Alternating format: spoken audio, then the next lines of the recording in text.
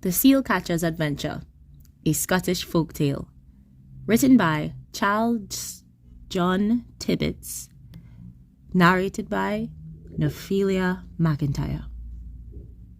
There was once upon a time a man who lived upon the northern coast, not far from Tai John Crot Callow, John O. Groat's house, and he gained his livelihood by catching fish of all sizes and denominations. He had a particular liking for the hunting of those wonderful beasts, half dog, half fish, called roan, or seals, no doubt because he got a long price for their skins, which are not less curious than they are valuable.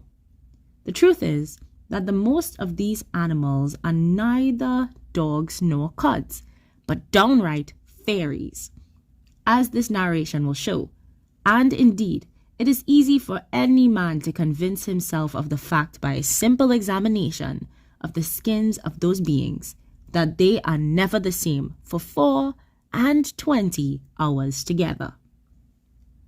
Sometimes the skin will erect its bristles almost perpendicularly, while at other times it reclines them even down. One time it resembles a bristle sow, at another time a cat. And what dead skin, except itself, could perform such cantrips? Now, it happened one day as this notable fisher had returned from the action of his calling, that he was called upon by a man who seemed a great stranger, and who said that he had been dispatched for him by a person who wished to contract for a quantity of sealskins, and that the fisher must accompany him, the stranger, immediately to see the person who wished to contract for the skins, as it was necessary that he should be served that evening.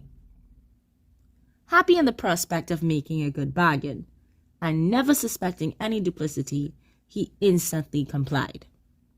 They both mounted a steed belonging to the stranger, and took the road with such velocity that although the direction of the wind was towards their backs, yet the fleetness of their movement made it appear as if it had been in their faces.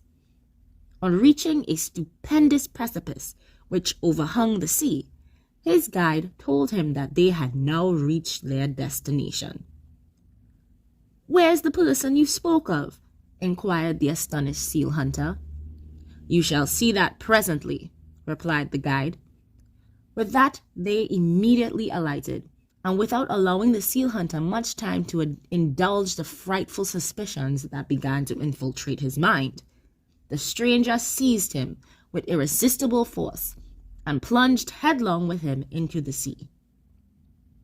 After sinking down, nobody knows how far, they at length reached a door, which being open led them into a range of apartments filled with inhabitants, not people, but seals, who could nevertheless speak and feel like human folk.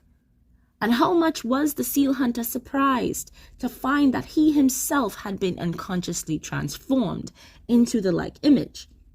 If it were not so, he would probably have died from the want of breath. The nature of the poor fisher's thoughts may be more easily conceived than described. Looking at the nature of the quarters into which he had landed, all hopes of escape from them appeared wholly chimerical. Whilst the degree of comfort and length of life which the barren scene promised him were far from being flattering, the roan, who all seemed in very low spirits, appeared to feel for him and endeavored to soothe the distress which he evinced by the amplest assurances of personal safety. Involved in sad meditation on his evil faith, he was quickly roused from his daze by his guides producing a huge gully, the object of which he supposed was to put an end to his earthly cares. Forlorn as was his situation, however, he did not wish to be hurt, and apprehending instant destruction, he fell down and earnestly implored for mercy, The poor, generous animals did not mean him any harm. However much his former conduct deserved it, and he was accordingly desired to pacify himself and cease his cries. "Did you ever see that knife before?" said the stranger to the fisher. The latter instantly recognized his own knife, which he had that day stuck into a seal, and with which it had escaped, and acknowledged it was formerly his own, for what would be any use of denying it? "Well," rejoined the guide, "the apparent seal which made away with it is my father, who has lain dangerously ill ever since, and no means can stay his fleeting breath without your aid. I have been obliged to resort to the artifice I have practiced to bring you hither, and I trust that my filial duty to my father will readily excuse me." Having said this, he led into another apartment the trembling seal hunter, who expected every minute to be punished for his own ill treatment of the father.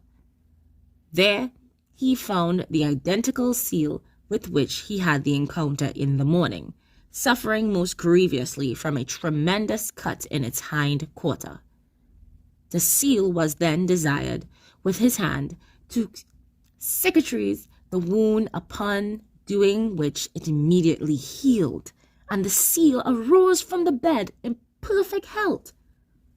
Upon this, the scene changed from mourning to rejoicing. All was mirth and filled with glee.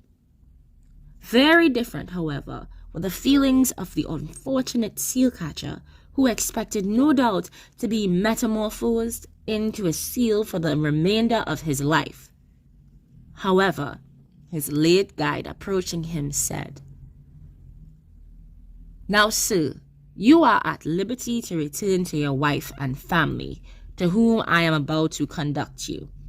But it is on this express condition, to which you must bind yourself by a solemn oath, viz., that you will never maim a seal in your lifetime hereafter." To this condition, hard as it was, he joyfully acceded, and the oath being administered in all due form, he bade his new acquaintance most heartily and sincerely a long farewell. Taking hold of his guide, they issued from the place and swam up till they regained the surface of the sea, and landing at the said stupendous pinnacle, they found their former steed ready for a second canter. The guide breathed upon the fisher, and they became like men. They mounted their horse and fleet, as had been their course towards the precipice. Their return from it was doubly swift, and the honest seal hunter was laid down at his own door cheek, where his guide made him such a present as would have almost reconciled him to another similar expedition, such as rendered his loss of profession, in so far as regarded the seals, a far less intolerable hardship than he had first considered it. The end. Thank you.